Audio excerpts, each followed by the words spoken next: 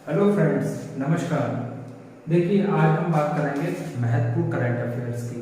देखिए, current affairs पिछले 2 से 3 दिनों में कौन कौन सी ऐसी प्रमुख घटनाएं हुई या ऐसे कौन कौन से कार्यक्रम हुए जिनको बड़ी प्रमुखता से लिया जा रहा है, और इन्हीं जो हमारे कार्यक्रम हैं इनसे संबंधित कई प्रश्न पूछे जाएंगे। तो चलिए, आज हम उन भी महत्वपूर्ण घटनाओं के बारे में या जो हमारे कार्यक्रम हुए हैं उनसे जितने भी करंट अफेयर्स निकले हैं वो मैं आपको यहाँ पर बताने जा रहा हूँ। जैसे कि सबसे बड़ा भारत में अभी G20 सम्मेलन हुआ। सबसे बड़ा भारत में अभी G20 सम्मेलन हुआ। G20 समिट कह सकते हैं इसको, ठीक है। और ये 2023 के नाम से हुआ, और 2023 में इस बार यानी कि हमारे भारत ने क्या की है, इसकी अध्यक्षता की है। G20 सम्मेलन 2023 इसकी भारत ने अध्यक्षता की है। अच्छा, 2022 की अगर बात करते हैं, पिछले वर्ष G20 समिट 2022 की किसने अध्यक्षता की थी? इंडोनेशिया ने। इंडोनेशिया ने इसकी अध्यक्षता की थी, ठीक है। अभी इस वर्ष 2023 में भारत अध्यक्षता कर रहा है। पिछले वर्ष यानी कि G20 का अध्यक्ष कौन था? इंडोनेशिया। अच्छा, इंडोनेशिया के बारे में अगर हम बात करें तो यहाँ के अगर जो राष्ट्रपति हैं इंडोनेशिया के, अभी जो वर्तमान में राष्ट्रपति हैं वो हैं जोको विडोडो, ठीक है। अभी इंडोनेशिया के वर्तमान राष्ट्रपति हैं जोको विडोडो, ठीक है। इंडोनेशिया की राजधानी क्या है? जकार्ता, ठीक है। अगर मैं बात करूं अभी G20 में, देखिए G20 में इसमें जो एक संगठन है ना, इसमें 19 तो देश थे। इसमें कितने संगठन, मतलब 19 अर्थव्यवस्था वाले देश थे। जो सबसे बड़ी अर्थव्यवस्था वाले देश हैं वो जुड़े थे। और एक जो था, एक संघ था। संघ मतलब इसमें यूरोपियन यूनियन जुड़ा था। यूरोपियन यूनियन इसमें संघ के रूप में जुड़ा था, इसका सदस्य था, ठीक है। अब 2023 में भारत की अध्यक्षता में, 2023 में भारत की अध्यक्षता में एक और संघ जुड़ गया। वो कौन सा है? African union. यह भी 2023 समिट में, G20 के समिट में एक अफ्रीकन यूनियन जुड़ गया। तो अब से हम G20 को G21 के नाम से पुकारेंगे। अब आगे से G20 को G21 के नाम से पुकारेंगे, क्योंकि 19 देश हैं और 2 हमारे संघ जुड़ गए, यानी कि यूनियन जुड़ गए। एक यूरोपियन यूनियन, एक अफ्रीकन यूनियन। अच्छा, मैं अगर बात करूं, यहाँ यूरोपियन यूनियन कितने देशों के साथ जुड़ा है? 27 देशों के साथ जुड़ा है। अच्छा, अफ्रीकन यूनियन की बात करते हैं, ये हमारे 55 देशों के साथ जुड़ा है, ठीक है। 55 देशों के साथ अफ्रीकन यूनियन जुड़ा है। जैसे कि अगर हम बात करें, अब आने वाले 1 दिसंबर 2023 में, आने वाले 1 दिसंबर 2023 में इस G20 समिट का, यानी कि G20 जो मंच है, जो समिट है, इसका नया अध्यक्ष कौन बनेगा? जो नया अध्यक्ष बनेगा वो बनेगा आपका ब्राजील। नया अध्यक्ष कौन बनेगा? ब्राजील, ठीक है। अब जो ब्राजील है ना, ये अध्यक्षता करेगा G20 समिट की। आगे जितनी भी G20 या G21 सम्मेलन होगा या समिट होगा, कहीं जकार्ता में होगा, यानी कि जकार्ता ही इसकी अध्यक्षता करेगा, ठीक है। सॉरी, जकार्ता में बोल रहा हूं, ब्राजील करेगा इसकी अध्यक्षता, ठीक है। क्योंकि पिछली बार 22 में इंडोनेशिया इसकी अध्यक्षता कर रहा था, 23 में भारत कर रहा है। अब आगे आने वाले समय में ये ब्राजील जो है ना, वो इसकी अध्यक्षता करेगा। नया अध्यक्ष कौन होगा? ब्राजील, ठीक है। अगर मैं बात करता हूं ब्राजील, और ब्राजील की जो राष्ट्रपति है, ब्राजील के जो वर्तमान में राष्ट्रपति हैं वो हैं लूला डी सिल्वा। अभी ब्राजील की राजधानी क्या होगी? ब्राजीलिया। और राष्ट्रपति कौन है? लूला डी सिल्वा। ये 1 दिसंबर 2023 आने वाले समय में G20 सम्मेलन या G20 मंच के यह नए अध्यक्ष बन जाएंगे। ठीक है, यही ब्राजील देश अध्यक्षता करेगा और राष्ट्रपति वहां के कौन है? लूला डी सिल्वा। ठीक है, अगर मैं बात करूं अभी ये जो है ना हमारा सम्मेलन भारत में हुआ और भारत में नई दिल्ली में हुआ, भारत में नई दिल्ली में हुआ। और नई दिल्ली की बात करें, राजधानी है, राष्ट्रीय राजधानी है नई दिल्ली, तो इसके प्रगति मैदान में हुआ, प्रगति मैदान के भारत मंडपम में हुआ। किसमें हुआ? भारत मंडपम में, भारत मंडपम में हुआ। ठीक है, अच्छा इसमें अगर हम बात करते हैं, अभी हमारे प्रधानमंत्री ने देखो इसमें देखिए स्वस्थ अस्तु विश्वस्य एक लाइन बोली, स्वस्थ अस्तु विश्वस्तु, यानी इसका मतलब हम क्या समझे अभी? वन अर्थ, ठीक है, वन फैमिली, वन फ्यूचर, यानी कि एक और बात करी उन्होंने, वसुधैव कुटुंबकम। ठीक है, वसुधैव कुटुंबकम। अच्छा, one earth, one family, one future, वसुधैव कुटुंबकम, यह हमारा विषय था इस G20 समिट 2023 का। इसी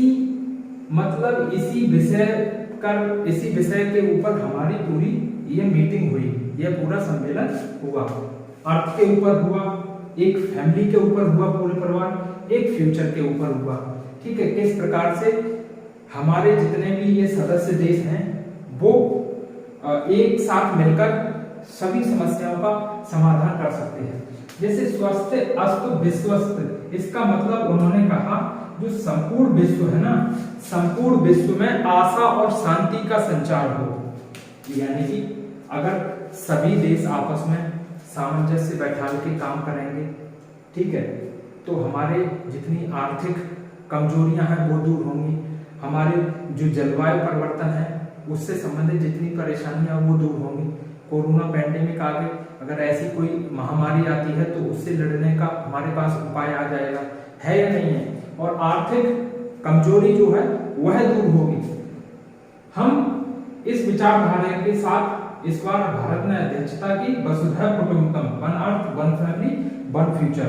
ठीक है, अब देखो हमारे भारत में जैसे अभी ये G20 शिखर सम्मेलन हुआ ना भारत में, तो इसमें हमारे भारत ने पूरे विश्व को एक चीज दिखाने की कोशिश की, भारत की जो विरासत है। पूरे G20 शिखर सम्मेलन में, G20 जो शिखर सम्मेलन हुआ ना, शिखर सम्मेलन हुआ, इसमें भारत ने हमारे जो भारत की स्थापत्य कला है, भारत की स्थापत्य कला दिखाने की जो कला है या विरासत है, हमारी जो हेरिटेज है, उसको दिखा, उसकी प्रतिकृति दिखी, प्रतिकृति। जैसे कि हम बात कर रहे हैं कोणार्क मंदिर की, कोणार्क मंदिर, यह कब बना? 13वीं सदी में बना, 13वीं सदी में बना। ये कोणार्क मंदिर है कहाँ? उड़ीसा में। कहाँ है? उड़ीसा में। और उड़ीसा की राजधानी क्या है? भुवनेश्वर, भुवनेश्वर। ठीक है, अगर मैं बात करूं, ये 13वीं सदी में कोणार्क मंदिर बना, ठीक है, और कौन से राज्य में है? उड़ीसा में, भुवनेश्वर में। इसकी भी प्रतिकृति वहां पर हमें दिखी G20 शिखर सम्मेलन में। ठीक है, और हमारा एक बिहार का विश्वविद्यालय जो प्राचीनतम विश्वविद्यालय है पूरे दुनिया के लिए, जो प्राचीनतम विश्वविद्यालय है,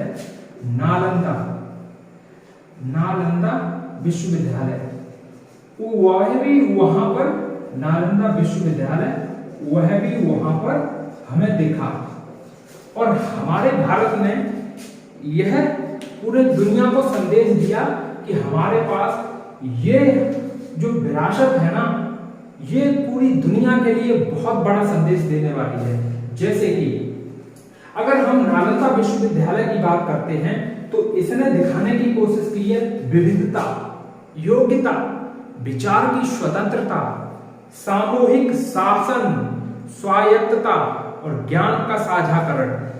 इसका प्रतिनिधित्व किया हमारे नालंदा विश्वविद्यालय ने। किसका प्रतिनिधित्व किया? नालंदा यूनिवर्सिटी ने, जो कि दुनिया की सबसे पुरानी यूनिवर्सिटी है।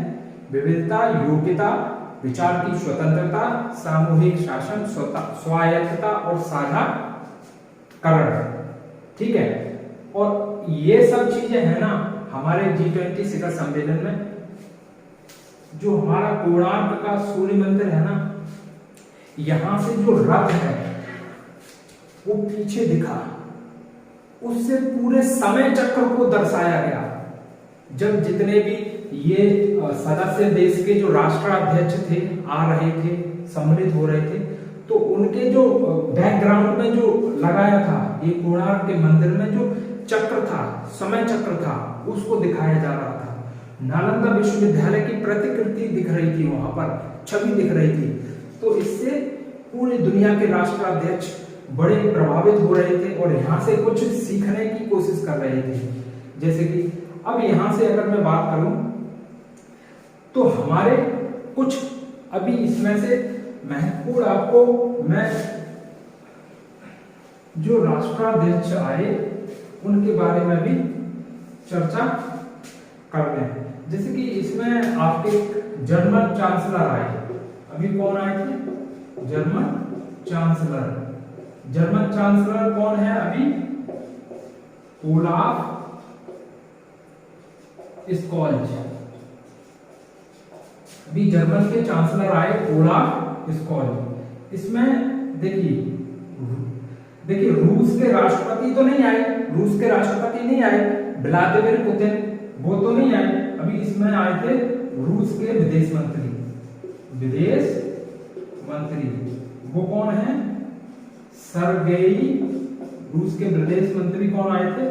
Sergei Lavrov. ठीक है। और ब्रिटेन के पीएम खूब चर्चा में रहे।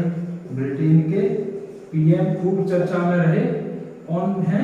ऋषि सुनक, जो कि भारत से मूल रूप से ये भारत के रहने वाले पहले थे, यानी कि मूल निवासी भारत के हैं। ठीक है।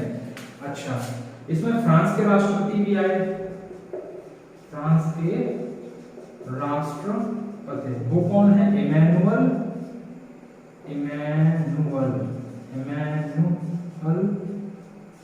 मैक्रोन।